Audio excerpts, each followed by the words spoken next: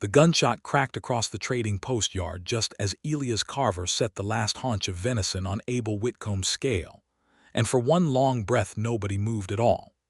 Then Otis Meeks, the payroll clerk for the Ember Ridge Mining Company, staggered backward against the porch post with his hand clapped over his shoulder and blood already darkening his shirt sleeve, and the whole yard erupted into shouting men and spooked mules, and a woman somewhere screaming for the doctor. Elias moved before he thought, the way a man does when his body has spent years reading danger faster than his mind can name it. He was on the porch in 2 strides, catching Meeks before the clerk's knees gave out, lowering him gently onto the boards while his eyes swept the tree line above the post for smoke or movement. He found none. Whoever had fired was already gone, or hidden well enough that 30 years of tracking game had not taught Elias where to look. It was the rifle across his own back that undid him. "That is the shot," someone hollered, a freight teamster named Prout who had unloaded barrels not 10 feet from where Elias stood. "That is Carver's sharps. I would know that crack anywhere. He has been complaining on Meeks not 2 days past about the scale being rigged against him." It was not true, or not entirely. Elias had grumbled about the scale, the way any man grumbles about a merchant's thumb on the beam, but grumbling was not shooting, and the rifle on his back had not been fired since the doe he had dressed out that morning, its barrel still faintly warm from that single shot, not 2. None of that mattered in the next several minutes. Fear moves through a crowd like water through cracked ground, finding every low place, and by the time Marshal Dunbar's deputy arrived from the jail 3 doors down, a dozen voices were already certain of what they had seen, though none of them had seen anything at all. Abel Whitcomb, gray-bearded and steady behind his counter for 11 years, tried to speak sense into it. "Elias Carver has fed half this camp through 2 winters when the freight roads washed out," he said, loud enough to carry.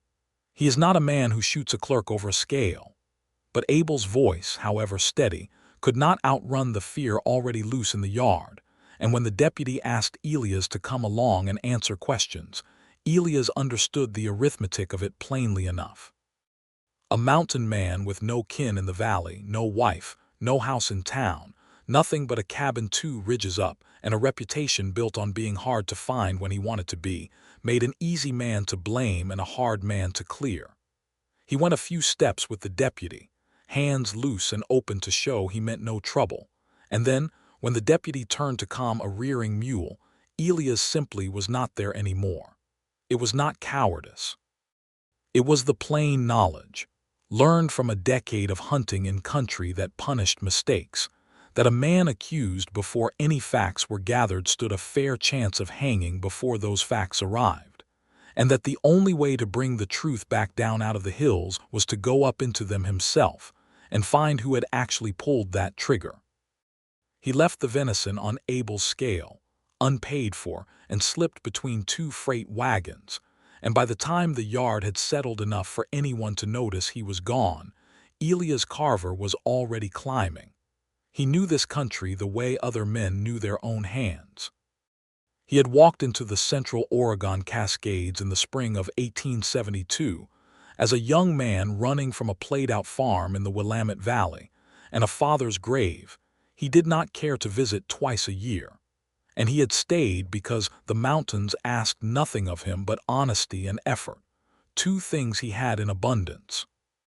6 years later, in the high golden months of 1878, he supplied the Ember Ridge Silver Camp with fresh meat through seasons when the freight roads from Alder Springs washed out or froze, and in exchange the camp let him keep to himself, which suited him fine. He stood 2 inches over 6 feet, built through the shoulders and forearms the way a man gets built from years of packing elk quarters down mountainsides and splitting cord after cord of wood before the snow came. His dark hair grown past his collar because there was no barber worth the ride and no woman he was trying to impress.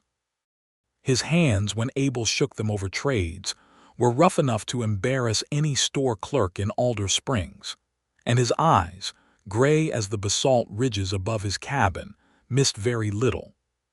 He climbed now with the particular quiet of a man who did not want to be followed, up through fir and hemlock into the thinner air, where the volcanic ridgelines broke through the timber like the backbone of some old sleeping animal. The three sisters stood pale and enormous to the east, catching the last hard gold of the afternoon sun, and Elias followed a game trail he had walked 100 times, letting his feet carry him while his mind worked at the problem of Otis Meeks and the shot that had come from nowhere. He did not reach any conclusions before the light began to fail, only more certainty that someone had wanted him blamed, and that whoever it was had known enough about him and his rifle to make the lie convincing.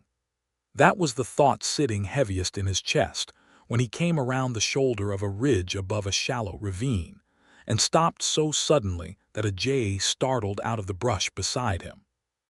There was a rope strung between two lodgepole pines at the ravine's edge, perhaps 30 feet across the gap, and on it, silhouetted against the last color of the sky, stood a woman.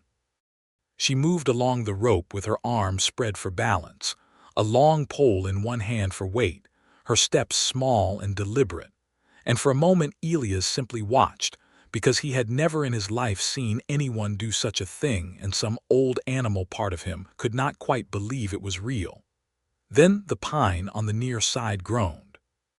He heard it before he understood what it meant, the dry crack of roots shifting in soil that had eroded more than anyone had accounted for, and the rope's near anchor began to slip. The woman felt it a heartbeat after he did.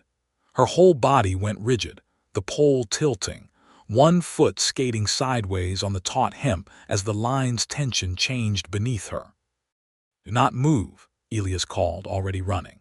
She did not know him, had no reason to trust a stranger's voice out of the darkening trees, but something in the command of it must have reached her anyway, because she froze exactly as told, arms out, rope trembling, 30 feet above rock and scrub oak that would break bones if not worse. Elias reached the near pine and threw his weight against the stake driven into the loosening soil, both hands closing on the rope just below where it wound around the trunk. The line was already sliding, the knot dragging loose earth with it, and he felt the full weight of the woman come down through his palms like a living thing fighting to escape. "I have got it," he said, low and even, the voice he used on spooked horses and wounded deer, a voice built to calm rather than command. "I am not letting go. Whatever you do, do not look at the rope. Look at me." For one terrible second she did not move at all, and he thought she might panic and try to run the remaining distance, which would finish the job the failing anchor had started. Then her eyes found his in the half-dark, and something in her steadied.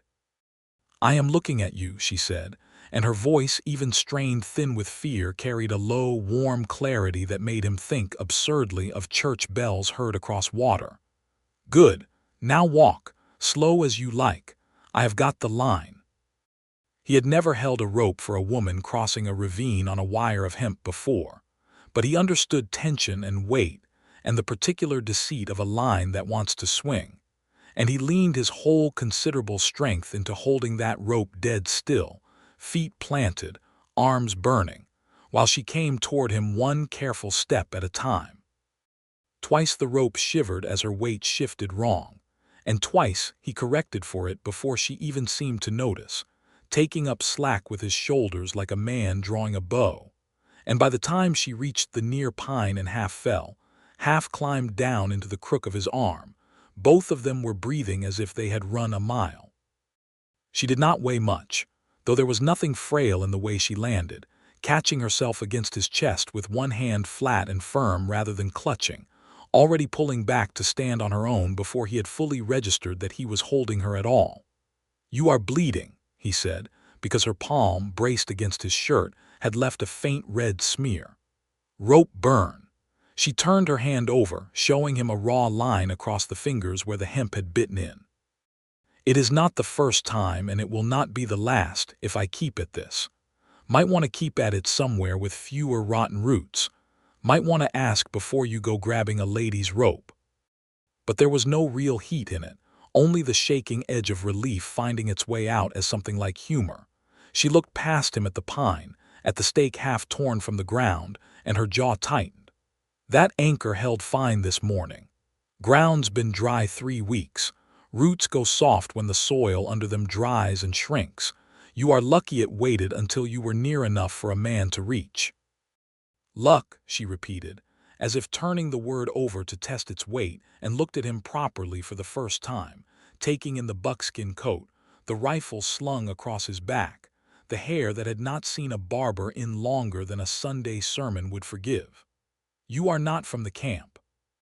I bring meat to the camp. I do not live in it. He crouched to examine the loosened steak, more to give his hand something to do than because it needed doing. Elia's carver, Mary Collins. She said it plainly, without the practiced lilt he suspected she used on a stage, and stuck out her uninjured hand as though they were two men closing a trade, which he found he liked considerably. He shook it, careful of his own strength against her rope-burned fingers. You are a long way from anywhere to be walking a wire at dusk alone, Miss Collins. I am a long way from anywhere on purpose. She retrieved the pole where it had fallen and began coiling the loosened end of rope with quick, practiced hands, not looking at him now. There is not exactly a crowd where I am headed clamoring to watch, so I make do with an audience of pine trees and whatever fool happens to be hunting nearby. Ember Ridge, he said. It was not a question. There was nowhere else worth walking to in this stretch of ridge, not for a woman on foot with a coil of rope and no wagon. You know it. I supply half its meat. Where else did you think a man carrying a sharps and smelling of gutted deer might be headed?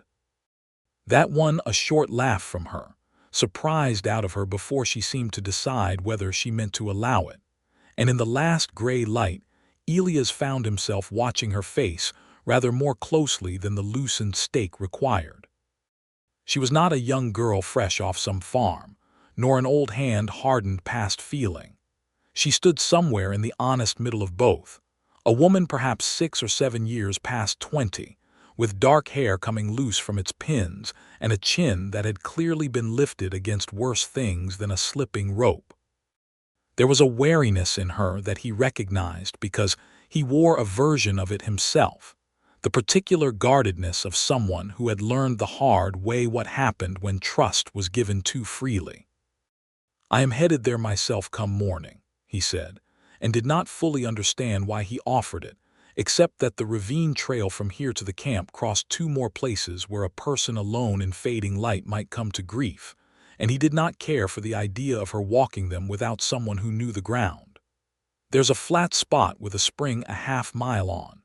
I generally camp there before making the last climb at first light. You are welcome to share the fire if you have got no better plan. She studied him for a long moment, weighing something he could not name, and he understood that whatever answer she gave would not come easily, not to a stranger with a rifle and a story about hunting that could as easily be a lie as the truth.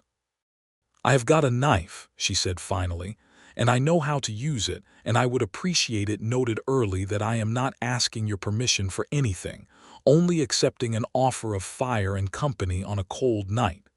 Noted, he almost smiled. I would not have it any other way, Miss Collins. They walked the half-mile together in a silence that was not quite comfortable but was not unkind either, and by the time the little spring came into view, silver in the last light, cupped in a hollow of rock with the fir standing sentinel around it, Elias had already decided he was glad the pine root had chosen that afternoon to give way. The fire, once he got it going, threw enough light to see her properly for the first time, and she saw him the same way, both of them taking stock across the flames the way strangers do when circumstance has thrown them together and left them to sort out what to make of it. She had changed into a dry shawl from the small pack she carried, and with her hair loosened further by the wind she looked less like a performer caught between shows and more like exactly what she was, a woman a very long way from home with very little but her own 2 hands to depend upon. You did that before, Elias said, nodding toward the coiled rope she had set beside her pack. The walking, that was not your first crossing. I have walked wire since I was 9 years old. She said it without pride, only fact, the way another woman might say she could sew or bake bread. My father traveled with a small circus out of Missouri before the war took the market for such things and half the men who ran it.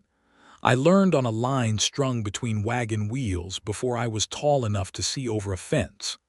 And now, she was quiet a moment, turning a stick in the fire until sparks lifted and died. Now I sing for supper and walk a rope over the heads of drunk men who wager on whether I will fall, and I have decided I am done doing either one for a man who owns the building I do it in. Elias let that sit, not pushing, because he had learned from hunting that the surest way to spook something wary was to move toward it too fast. Sounds like a story with more to it than a rope and a spring night can hold. It has got plenty more to it. She looked at him across the fire, something guarded and something else, curiosity perhaps, warring in her expression. You are not going to ask. I figure you will tell me if you want telling, and if you do not, it is no business of mine. He shrugged out of his coat and laid it over a stone for a seat, the movement showing, without any intention on his part, just how much strength the buckskin had been hiding, shoulders and forearms roped with the particular muscle of a man who had spent years hauling meat and firewood, and his own considerable weight up mountainsides that would have finished lesser men by noon. I have got my own trouble waiting on me at Ember Ridge, and it is not the kind that improves for being talked about before I have got proof to back it up. That earned her interest properly for the first time. What sort of trouble? So he told her plainly, the way he told everything, about the shot and Meek's bleeding on Abel's porch and the crowd finding him guilty before the smoke had cleared, and about Pruitt's rifle claim that was wrong in every particular a man who actually knew rifles would catch.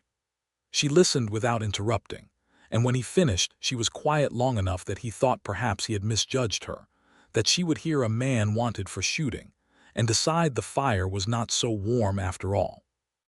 That is a strange thing to arrange, she said instead, unless somebody wanted you gone from that camp badly enough to risk a man's life to do it. That is about where I have got to as well. Who benefits from you not selling meat there anymore? It was such a plain, useful question asked with such clear-eyed practicality that Elias found himself looking at her with something close to admiration. Most folks, hearing his story, wanted to comfort him or doubt him. She wanted to solve it. There is a freight contract, he said slowly, turning the thought over as he spoke it aloud for the first time. Silas Rourke holds it out of Alder Springs. Salted goods, dry stores, whiskey for the camp store. My meat undercuts him bad on the fresh trade, and the miners know it, prefer it too, on account of it not tasting of brine and 3 months on a wagon. At the name Rourke, something moved behind Mary Collins's eyes, quick and sharp as a struck match, and she sat forward, the shawl slipping from one shoulder. Silas Rourke, she said, owns the Golden Spur Saloon in Alder Springs. The same. Silas Rourke, she said again, quieter now, is the man I walked away from 3 days ago, and the man whose rope I am currently carrying on my back.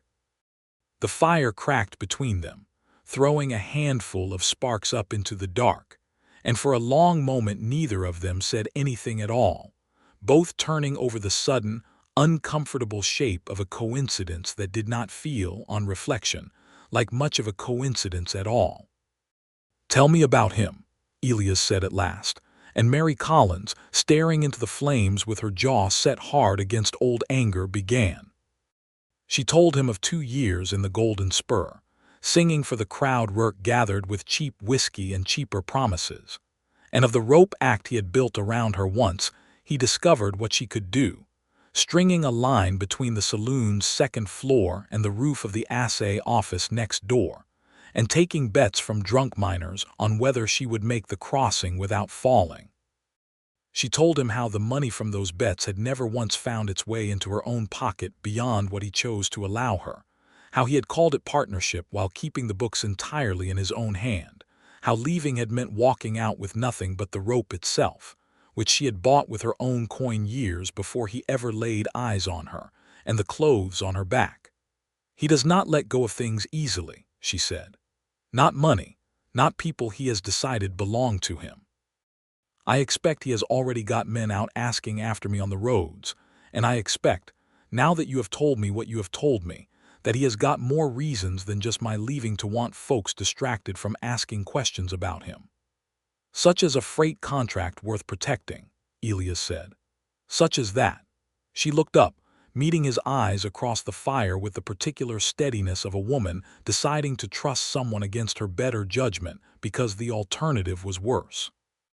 I overheard him talking my last week at the spur with a man from the mining company, Jasper Hale, the camp foreman.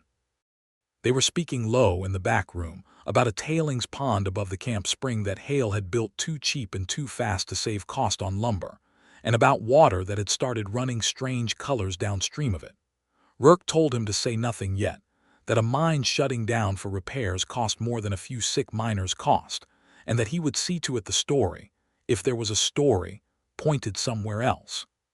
Elias felt something cold move through him that had nothing to do with the night air. Somewhere else, like a mountain man selling meat nobody can properly test for poison after it is eaten. I did not know it would be you, she said. I did not know it would be anyone, only that it worried me enough I remembered every word of it, and I have been carrying it around since like a stone in my shoe, not knowing what to do with it, since who in Alder Springs would take the word of a saloon singer over Sela's Rourke's?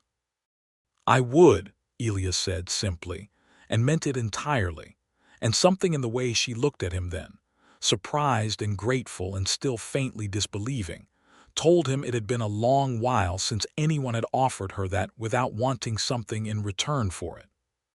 They sat by the fire a good while longer, the immediate danger of the day settling into something more like resolve, and by the time Mary finally curled into her shawl a few feet from the flames, and Elias took the first watch against the dark with his rifle across his knees, both of them understood, without needing to say it aloud, that whatever waited for them at Ember Ridge, they would be walking into it together.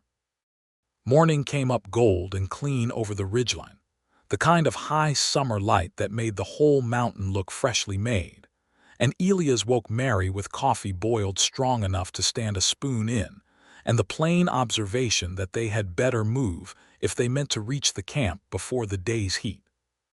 The trail climbed steadily through stands of mountain hemlock thinning toward timberline, the volcanic soil growing paler and more broken underfoot, until the three sisters stood close enough that Mary, pausing to catch her breath, simply stopped and stared.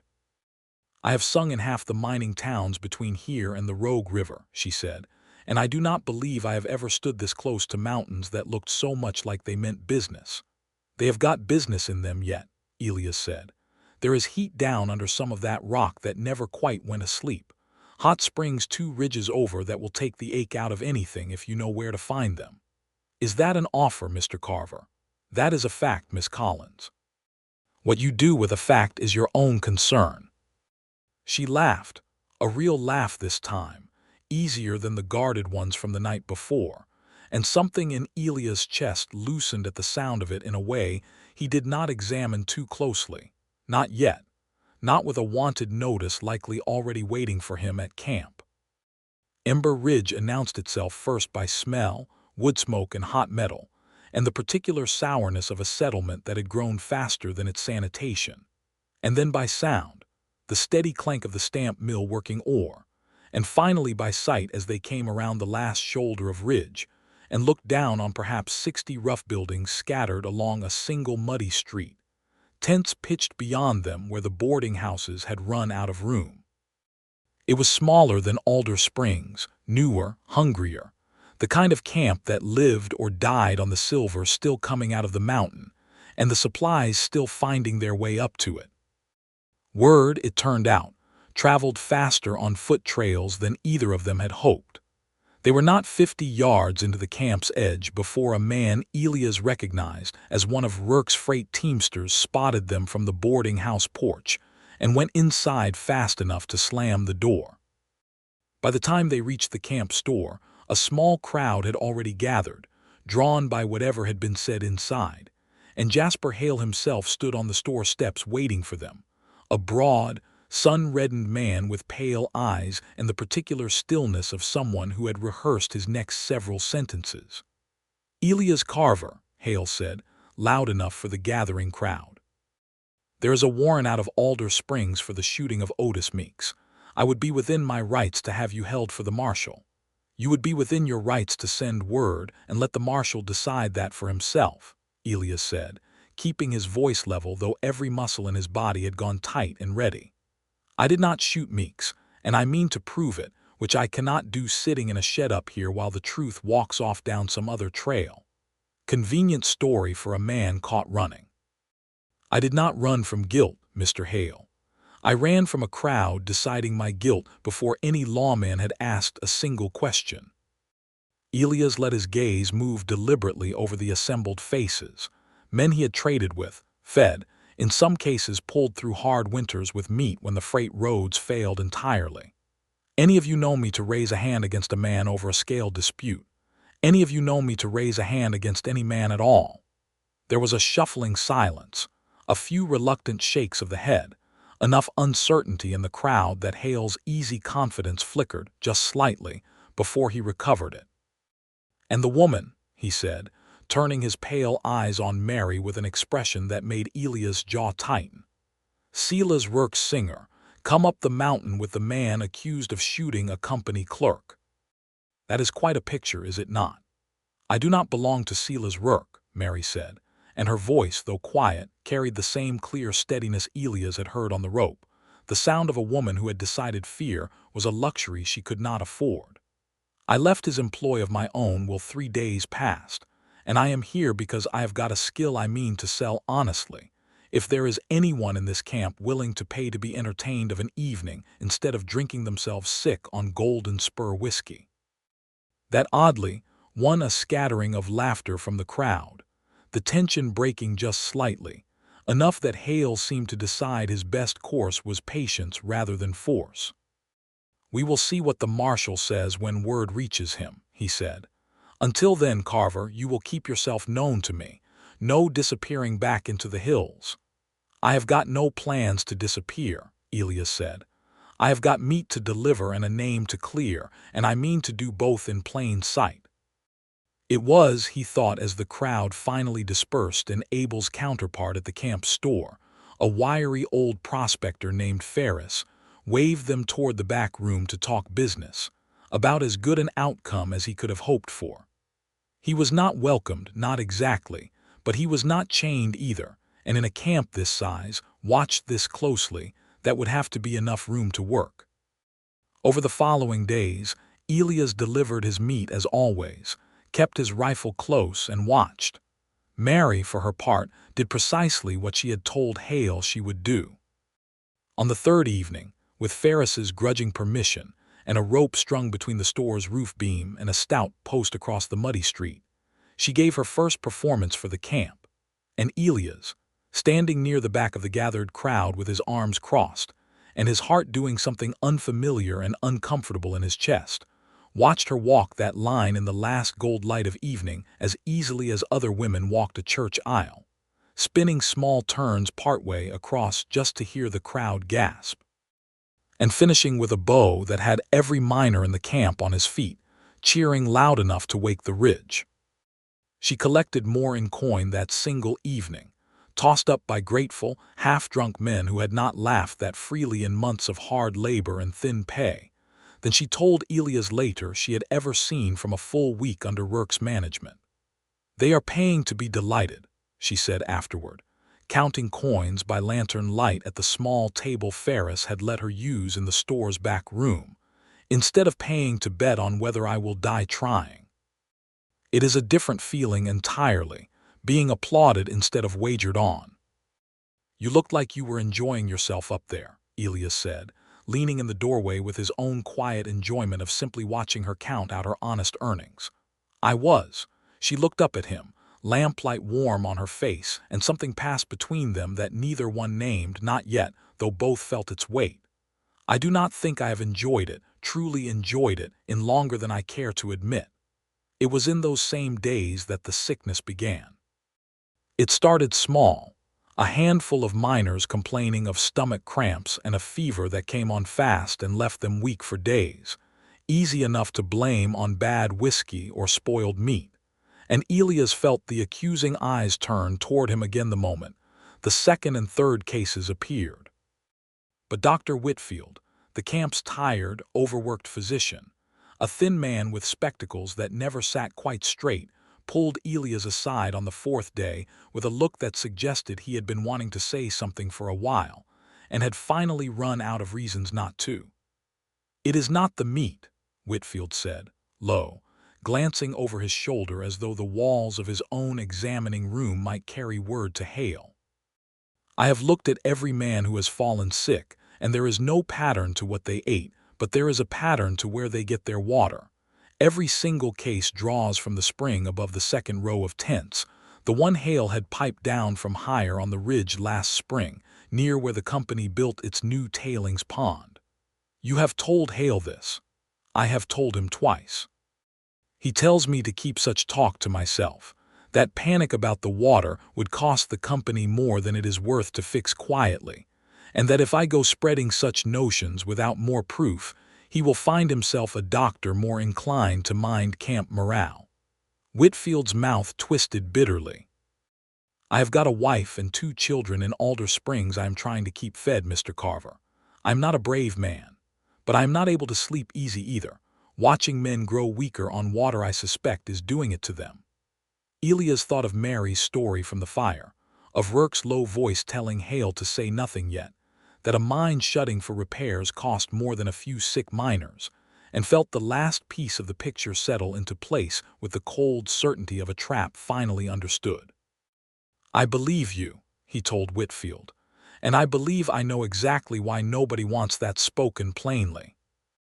That night he told Mary everything Whitfield had said, and she in turn walked with him to the edge of camp, where the pipe spring ran down from higher on the ridge, and together, by lantern light, they followed the pipe upward until they found, half hidden behind a shoulder of broken rock, the tailings pond Hale had built too shallow and too close, its earthen wall already crumbling at one corner where runoff had begun cutting a thin, poisoned channel straight down toward the spring's intake. "There it is," Mary said quietly, staring at the seeping crack in the pond's wall. "There is your proof, and there is my proof too, if anyone will believe either of us." "We will make them believe it," Elias said, and reached for her hand without entirely deciding to, and she let him take it, her rope-burned fingers warm in his rough palm, both of them standing in the dark above a camp slowly being poisoned by the very men meant to protect it. It was 2 days after that discovery that Silas Rourke himself rode into Ember Ridge, and everything that had been building quietly beneath the surface came, at last, into the open. He arrived with 3 men Elias did not recognize, hard-faced riders who carried themselves like hired guns rather than freighters, and he wasted no time seeking out Hale before making his way, with unhurried confidence, to the camp store where Mary stood counting the evening's takings from her second week of performances. "Mary."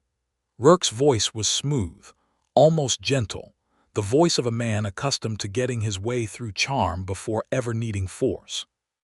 "You have caused me a good deal of worry disappearing the way you did.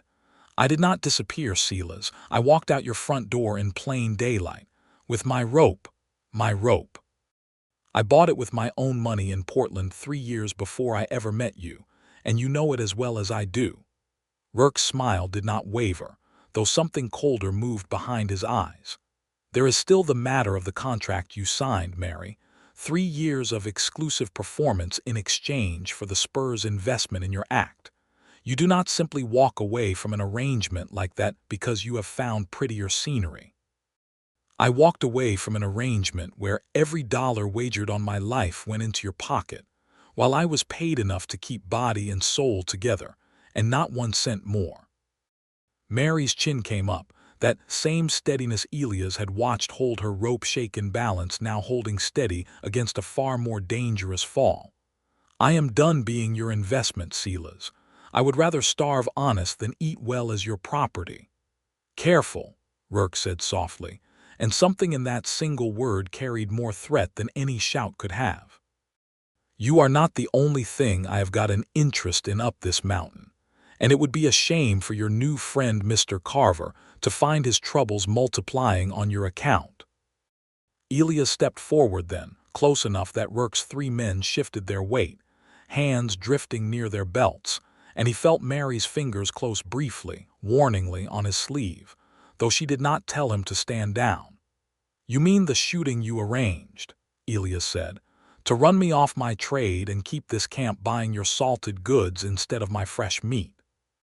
Or maybe you mean the tailings pond hail built cheap enough to poison half the camp's drinking water, and the silence you bought to keep it quiet while men fell sick around you."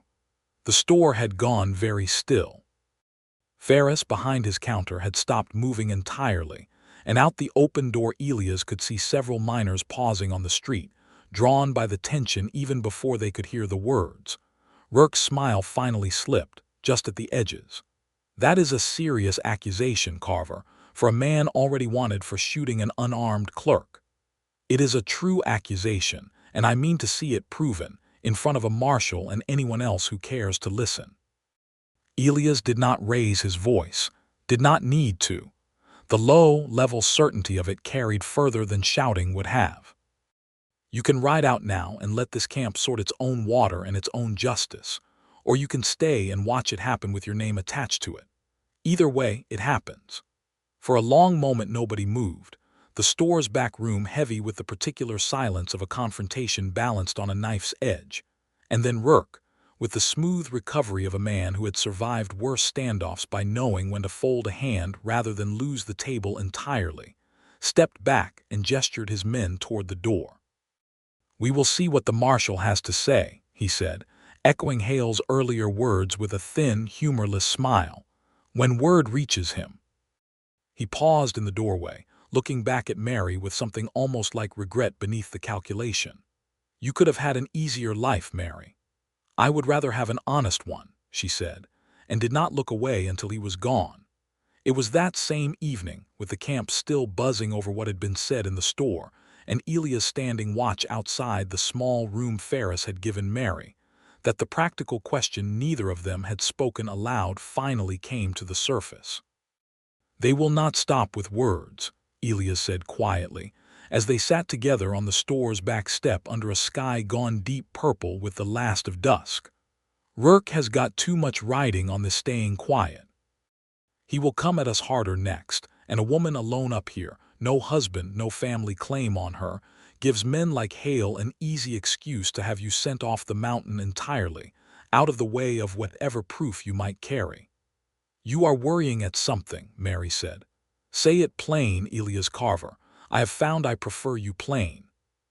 He turned the idea over once more before speaking it, because he understood, even as he reached for it, that it was not romance he was offering, not yet, only shelter against a very real danger. "If we were married," he said, "there is no company foreman nor saloon owner alive could claim any right over where you go or who you keep company with. It would settle at least that much of the ground under our feet, whatever else stays uncertain." Mary was quiet a long moment, and when she finally answered, her voice held none of the anger he had half braced for, only a kind of tired, clear-eyed sorrow. "I have spent 2 years being an arrangement, Elias. A contract, a partnership, a piece of property with a rope trick attached to it. I do not intend to trade one arrangement for another, however kindly meant, not even to solve a real and present danger." She looked at him then, and there was warmth in it even as she refused him, which somehow made the refusal easier to bear rather than harder. "If I ever marry, I mean to do it because a man wants me for myself and nothing else, not because it is convenient, not because it is safer, not because it solves a problem neatly. I would rather face Rourke and Hale both with nothing but my own 2 hands than marry my way to safety." "That is fair," Elias said, and found, somewhat to his own surprise, that he meant it entirely, that some part of him had offered the proposal already half hoping she would refuse it on exactly those grounds, because a woman who would accept marriage as mere shelter was not. He was beginning to understand. the kind of woman he wanted beside him for the rest of his life. "I will keep watching your back regardless, married or not." "I know you will," she said, and touched his hand briefly in the dark, and neither of them spoke of it again that night, though the warmth of that touch stayed with Elias long after she had gone in to sleep. The trouble Rourke had promised did not wait long to arrive. 2 days later, word came down from the mine office, carried by Hale himself with the particular satisfaction of a man delivering bad news he had been waiting to deliver, that the Ember Ridge Mining Company would no longer permit Elias Carver on company ground while charges remained unresolved, and that any camp resident found harboring or assisting him would answer to the company as well as to the law. Mary, being a woman without formal residence in the camp, without a husband or family claim to argue otherwise, found herself informed by Ferris, apologetically but firmly, that Hale had made plain her continued lodging in the store's back room was no longer welcome either. It was social exile dressed up as procedure, and both of them understood it for exactly what it was, an attempt to isolate them from each other and from the growing sympathy of the camp before they could gather enough proof to matter. "I will go down to Alder Springs," Elias told her that final evening, as they stood together at the edge of the camp with the ridge line darkening around them. "Marshal Dunbar knows me, has known me 8 years. If I can get to him directly, away from Hale's men and away from Rourke's reach in his own town, I can lay the truth in front of him myself, about the shooting and about what you overheard in that back room. He is an honest man, whatever else Alder Springs has become. And what of me? Whitfield says there is a widow, Mrs. Andressen, keeps a boarding house 2 ridges east, out past company ground entirely, been sympathetic to the sick miners and none too fond of Hale. You would be safe there and close enough to send word if anything changes here." Mary looked at him a long moment in the fading light, and something passed between them that felt heavier than the practical arrangements being made, an unspoken acknowledgement that whatever safety these plans offered, the parting itself would cost something neither of them had quite named yet.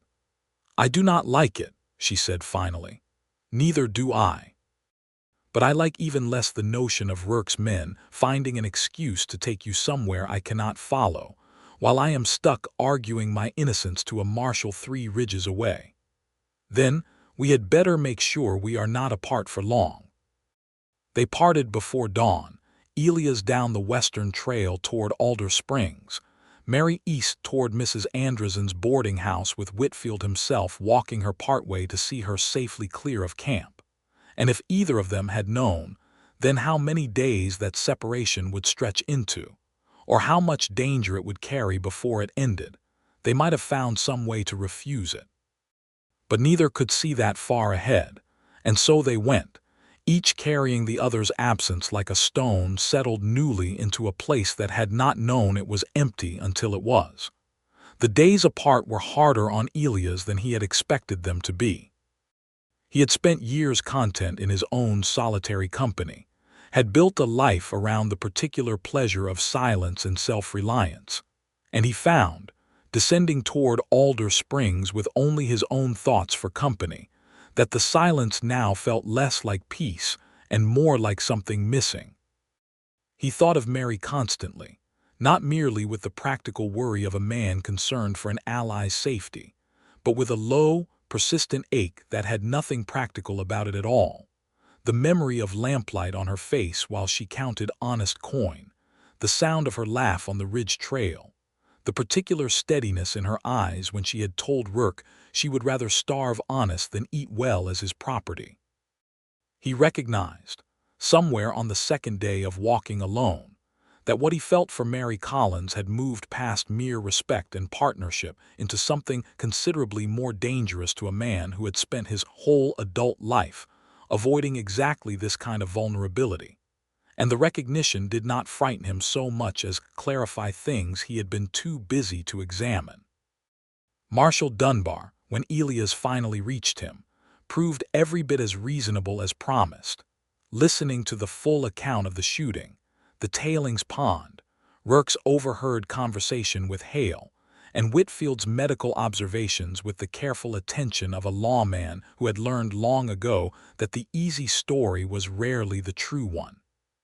He agreed to ride up to Ember Ridge himself within the week to examine the pond and interview Whitfield directly, and he agreed further that the ballistic claim against Elia's rifle deserved proper examination by someone who actually understood firearms rather than a frightened teamster's guess. But agreement was not action, and the week Dunbar needed to arrange his ride proved long enough for Rurke to act first. Word reached Elia's on the 5th day, carried by a boy sent running from Mrs. Andresen's boarding house, that men claiming to represent the mining company's interest in Mary's old performance contract had arrived at the boarding house demanding she return to Alder Springs to answer for breach of agreement, and that when Mrs. Andresen had refused them entry, they had made plain they would simply wait outside until Mary either came out or the widow's patience wore thin. Elia's did not wait for Dunbar. He was on a borrowed horse and moving before the boy had finished catching his breath, taking the fastest route back into the mountains, a narrow canyon trail that cut hours off the ridge route, but ran through country steep and broken enough that few travelers risked it without knowing every turn. He was perhaps 2 hours into that canyon when the first shot rang out, close enough to send rock chips spraying from the wall beside his head, and Elias understood, with the same cold clarity he had felt above the tailings pond, that Rurke had not merely sent men after Mary. He had sent men to make certain Elias himself never reached Dunbar's jurisdiction at all. He put the horse into a dead run, ducking low, the canyon walls rising steep and close on either side, and heard at least 2 more shots crack off the rock behind him before he registered the far more urgent problem. Ahead, the canyon narrowed to a broken defile where a rockfall years past had choked the trail nearly shut, forcing riders to dismount and lead their horses single file through a gap barely wide enough for one man at a time. If his pursuers caught him in that gap, there would be nowhere at all to take cover. He had hunted this canyon a dozen times over the years, though, and he remembered what most riders passing through never noticed: a narrow side channel, cut by some long-ago flood, running up out of the main canyon floor into a maze of lava rock outcroppings that eventually rejoined the ridge trail nearly a mile further on, terrain so broken and unfamiliar that only a man who had walked it on foot chasing deer would ever think to use it as an escape. He turned the horse hard into that side channel just as 3 riders came around the bend behind him, and heard their shouts of frustration as their own mounts balked at ground too rough and too strange to risk at speed. What followed was less a chase than a slow, grinding pursuit through rock that punished every mistake, Elias leading his horse now on foot through gaps too narrow to ride, climbing over broken lava shelves with the animal's reins wrapped tight around his fist, always listening for the sound of his pursuers finding their own way through behind him. He knew this ground better than they did, knew which shelves held weight and which crumbled, knew where the old lava tubes ran hollow beneath the surface, and where a careless step would drop a man 10 feet into darkness, and he used every bit of that knowledge now, buying distance yard by hard-won yard. He came out of the broken country nearly 2 hours later, exhausted, his hands torn from the rock, but well ahead of the riders who had finally been forced to abandon the chase, rather than risk their own horses' legs on ground that offered them no advantage at all. He did not stop to rest. He pressed on toward Mrs. Andresen's boarding house with the last of his strength, and arrived just past dusk to find the situation there had already come to its own crisis. Mary had not waited passively behind Mrs. Andresen's door. When the men outside grew impatient enough to threaten forcing entry, she had slipped out a rear window with nothing but her rope and her knife, working her way along the ridge behind the boarding house toward a stand of timber where she judged she could either hide or, if it came to it, find ground of her own choosing to make a stand rather than be dragged back to Alder Springs like cargo. It was there, on a narrow shelf of rock above a steep drop where an old logging crew had once run a rough footbridge, half rotted now to a single sagging log spanning a 20-foot gap, that Elias found her, with two of Rourke's men closing in from the timber behind her and no way forward except across that failing bridge. Elias. Her voice carried relief and warning both at once as he came up through the brush below, and for one suspended moment their eyes met across the gathering dark, both of them understanding without words what had to happen next. "The log will not hold two crossing at speed," Elias called up, already climbing toward her, "and it will not hold anybody crossing scared. You know balance better than any man alive, Mary. I need you to walk it, same as you would walk a rope, and I will hold the near end steady, same as I did before. Only this time it is you keeping it steady enough for me to follow after." There was no time for fear to properly take hold, only the plain necessity of the moment. And Mary Collins, rope walker, singer, a woman who had spent her whole life learning exactly this particular kind of balance, stepped out onto that rotted log with the same small, deliberate steps Elias had first watched her take above the ravine, arms out, breath even, while behind her the two pursuing men broke from the timber and Elias, below, drew his rifle and fired a warning shot into the rock at their feet that sent them scrambling for cover rather than closing the distance.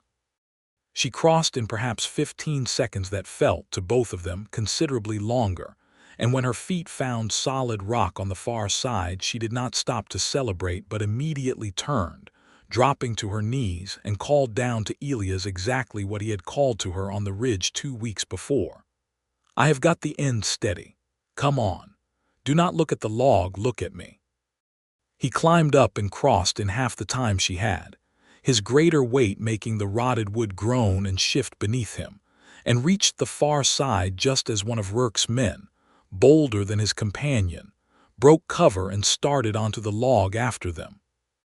Elias did not wait to see the man's nerve fail on the unstable wood, though it did, sending him scrambling back with a curse. He was already pulling Mary further up the trail, both of them moving fast now along ground he knew and their pursuers did not, putting distance and darkness and broken country between themselves and the men who had chased them. They did not stop until well past midnight, deep in a fold of the ridge, where a small overhang offered shelter from the wind, and more importantly, from any eyes that might be searching the ridgeline below. Both of them were bruised, torn, and utterly exhausted, and it was only once the immediate danger had fallen away that the fuller weight of what had happened seemed to reach them both at once. "You held that line for me," Mary said quietly into the dark, "same as you did that first evening, and I held it for you." "We are square, then," Elias said, though his voice carried something considerably warmer than the words alone suggested. "We are not square at all," Mary said. "I do not think two people who trust each other with their lives on a rotted log over a 20-foot drop are keeping any kind of ledger." Elias Carver. He was quiet a moment, and in that quiet, with the adrenaline of the chase finally draining away and leaving something rawer and more honest in its place, he found the words he had been circling for days finally arranging themselves plainly enough to say. "I have spent a long time telling myself I did not need anybody," he said. "That the mountains were company enough, that a man who kept to himself could not be disappointed by anyone, could not lose anything he had not first been fool enough to want. I do not believe that anymore, Mary. I have not believed it since the evening I watched you walk that rope in the last light and thought my heart might climb right up out of my chest after you." Mary was silent long enough that he wondered if he had misjudged the moment entirely, and then he felt her hand find his in the dark, warm and sure, and heard the particular softness that had come into her voice. "I told you once I would not marry to solve a problem," she said. "I meant it, and I mean it still, but this is not a problem, Elias. This is not convenience, nor safety, nor an arrangement dressed up as anything else.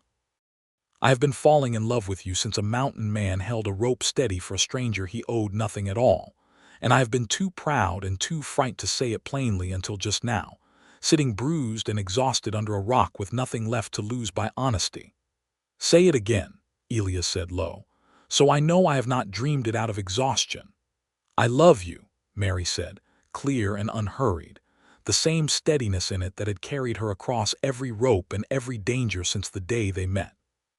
"Freely and for yourself, and for no reason a ledger could ever properly account for." He kissed her then, careful of her torn hands and his own exhaustion, and in the small shelter of that overhang, with danger still somewhere below them in the dark, both of them found, for the first time since the whole trouble began, something that felt entirely like peace. They reached Ember Ridge 2 days later, having circled wide through country their pursuers did not know well enough to follow, and arrived to find Marshal Dunbar already there ahead of them, true to his word, examining the crumbling tailings pond wall with Dr. Whitfield at his side, and a face like a man who had seen enough to understand exactly what he was looking at. The confrontation that followed was, in the end, less dramatic than either of them might have expected, though no less final for it. Dunbar had brought with him a ballistics man from the county seat, who confirmed within an hour of examination that Elias Sharp's rifle had not fired the shot that wounded Otis Meeks. The bore and the recovered bullet mismatched in ways obvious to anyone who properly understood the mechanics of it. And Prout, confronted directly, admitted under Dunbar's steady questioning that he had been paid by one of Rourke's men to make the claim, and had never actually witnessed anything at all. Jasper Hale, faced with the pond's collapsing wall and Whitfield's careful medical records showing the illness's clear pattern, broke considerably faster than Rourke had, offering a full account of the cover-up in exchange for the company's promise of leniency, an account that named Rourke plainly as the man who had arranged both the false accusation against Elias and the silence around the contaminated water. Rourke himself, when Dunbar's deputies finally caught up with him 2 days later on the road back to Alder Springs, protested loudly but found little sympathy waiting for him. Word of the poisoned spring had already reached the camp, and men who had watched their friends sicken while Rourke profited from silence were not inclined toward mercy. He was taken to the county seat to face charges both for the fraud around the shooting and for his role in endangering the camp's health. And the Golden Spur Saloon, without its owner, passed within the month into the hands of a partner more interested in honest trade than exploitation. Mary's old contract, along with every claim it had ever held over her, was declared void by the same court that convicted Rourke, a small but deeply satisfying finality that she received with quiet, unhurried relief rather than triumph, as though some old weight had simply, finally, been set down. The mining company, once the truth was fully aired, moved quickly to rebuild the tailings pond properly and to dig a new spring intake well clear of any contamination. And within 2 weeks, the sickness that had plagued the camp began, slowly, to lift. Whitfield, no longer pressured into silence, became something of a quiet hero of the whole affair, and made certain, in every account he gave to visiting officials, that credit for uncovering the truth fell where it belonged, on Elias Carver's persistence and Mary Collins's memory and courage both. It was the mining company's new district manager, a careful, grateful man named Osgood sent up from Portland to set the operation right, who came to find them both at Ferris's store some 3 weeks after the whole matter had settled, carrying with him an offer neither of them had expected. "The company owes you both a considerable debt," Osgood said, laying out a sum on the counter that made Ferris's eyebrows climb toward his hairline. "For the meat trade disrupted, for the danger faced, and frankly, Mr. Carver, for having your good name dragged through mud that was never yours to wear. We would like to make it right." Elias looked at Mary, and Mary looked back at him, and something passed between them that needed no further words to settle. "We do not want the company's money for ourselves," Elias said. "But if you are looking to make something right, there is a schoolhouse this camp has needed for 3 years and never had the lumber to build, and a proper covered well that will keep any child from ever drinking water nobody has tested. Put your debt there, Mr. Osgood, and we will call it settled." Osgood looked between them, clearly surprised, and something in his expression suggested he did not often encounter such an answer. "You could have taken that money and started fresh anywhere you liked." "We mean to start fresh right here," Mary said, and reached for Elia's hand as she said it, unhurried and certain. "This camp is where we found each other. Seems fitting it ought to be, where we build something lasting, rather than carrying the debt off somewhere else to spend on ourselves." The schoolhouse went up before the first snow, and the new well beside it, and by autumn Mary Collins had begun, in the evenings after the camp's work was done, giving proper performances on a rope strung permanently now between two sturdy posts Ferris had helped Elias raise behind the store, performances the miners paid honest coin to watch, and their children, once the schoolhouse opened, begged to see every week. She taught 2 of the camp's older girls the beginnings of balance on a low practice line, laughing at their wobbling first attempts with a warmth that made it plain she had found, in this rough mountain camp, something closer to home than the Golden Spur Saloon had ever offered her. Elias, for his part, continued his hunting and his trade, though he built himself no longer just a cabin 2 ridges up but a proper small house at the edge of camp, with a second room he framed out himself, slow and careful, through the golden last weeks of that summer, not saying aloud what it was for until the day he finally stood in the doorway and asked Mary plainly, without any talk of contracts or protection or convenience, whether she might consider making it her home as well as his. "I already told you once," she said, smiling, "that I would not marry to solve a problem." "There is no problem left to solve," Elias said. "Work is gone, the water runs clean, my name is cleared, and you are free as any woman in this territory to walk away whenever you please and answer to nobody at all. I am asking you to stay anyway, Mary Collins, not because you need to, but because I love you more than I have ever loved anything in my life, and I would consider it the greatest privilege a man could ask for if you would agree to be my wife." Mary crossed the small distance of that unfinished room and put her arms around him, careful, as she always was now, of exactly how much strength lived in him, and exactly how gently he had always chosen to use it. "Then yes," she said, against his chest, freely and for love, and for no reason any ledger could account for. They were married that October in Ember Ridge's new schoolhouse, the first ceremony held under its fresh-cut rafters, with Dr. Whitfield standing witness and half the camp crowded in to see it, and Marshal Dunbar riding up specially from Alder Springs to give away, in place of any absent father, the bride he had come to respect through the whole long ordeal of setting the truth right. Mary walked no rope that day, choosing instead simply to walk the schoolhouse aisle on solid, ordinary ground toward a man who had first proven his worth to her by holding a line steady over open air, and who had proven it every day since by holding steady, in far more important ways, beside her. The camp prospered through that following winter and the years after, the new well never once running foul, the schoolhouse filling each season with children who grew up knowing the story of the rope walker and the mountain man the way other towns knew stories of saints, and Elias Carver and Mary Collins built, together, exactly the life neither of them had believed themselves free to want before that dusk on the ridge when a slipping stake and a stranger's steady hands had first brought them, entirely by accident and entirely by fate, into each other's company.